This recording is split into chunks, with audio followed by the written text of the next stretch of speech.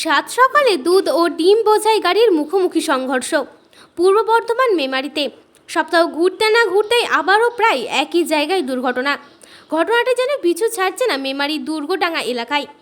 আজ আবার সাত সকালে মেমারি থানার অন্তর্গত দুর্গডাঙ্গা এলাকায় দুধের ট্যাঙ্কার ও বুলারো পিকআপ ভ্যানের মুখোমুখি সংঘর্ষ।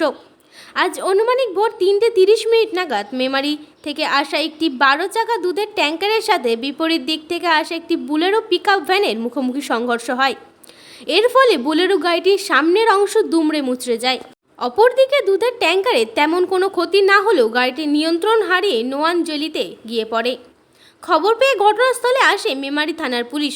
গাড়ি দুটিকে রিকভার ভ্যানের সাহায্যে তোলা হয়। একই জায়গায় বারংবার দুর্ঘটনা ঘটছে, খালি হচ্ছে অনেক মায়ের কোল। এলাকাবাসীর দাবি ওই স্থানে স্পিড ব্রেকার নির্মাণ করা হোক। এর আগেও স্থানীয় মানুষজন স্পিড ব্রেকারের জন্য রাস্তা অবরোধ করেছেন। হুঁশ ফেরেনি প্রশাসনের। সঠিক ব্যবস্থা না নিলে হয়তো আবারও দুর্ঘটনা ঘটবে, রক্তে রঙিন হবে রাস্তা। তাই স্পিড ব্রেকারের সহ প্রশাসনের বিভিন্ন পদক্ষেপ গ্রহণ করুক চাইছেন এলাকার মানুষজন। ফাইজুল শেখের রিপোর্ট, সাম্যজিৎ।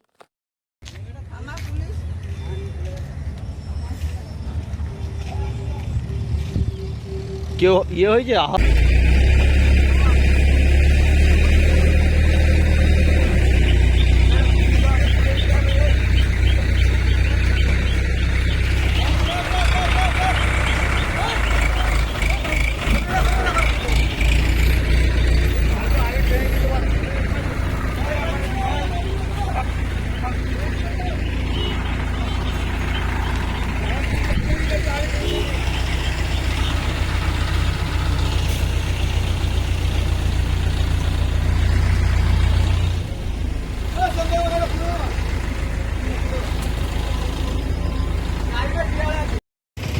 দাদা কি হয়েছিল বলুন?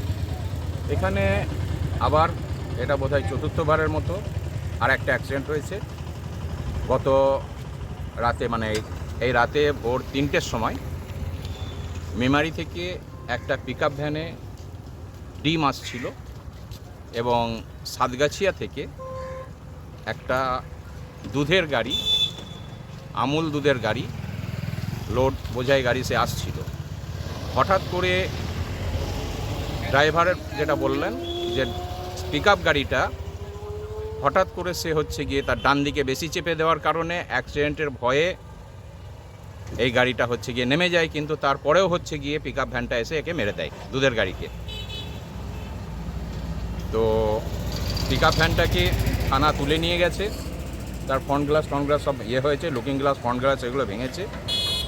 এইটার বেশি ক্ষতি হয়নি, কিন্তু এটা নয়নজলিতে নেমে গেছে।